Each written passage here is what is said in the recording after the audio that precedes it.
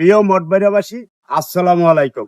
আপনারা জানেন বড় মাসুয়াতে রকেট ঘাটে একটি লঙ্গর নামে একটি হোটেল ছিল।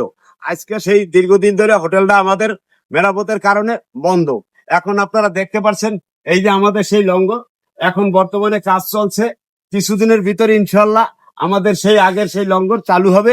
আমাদের এলাকার মা বোনরা একটু বাতাস খাওয়ার জন্য এখানে আসতো, সবাই এখানে আবার আসবেন। আমাদের সেই লঙ্গর আবার চালু হইতেছে। এই যে দেখেন আপনারা, এই যে আমাদের এখানে কাজ শুরু হয়েছে। কিছুদিনের ভিতরে ইনশাল্লাহ কাজ হয়ে যাবে।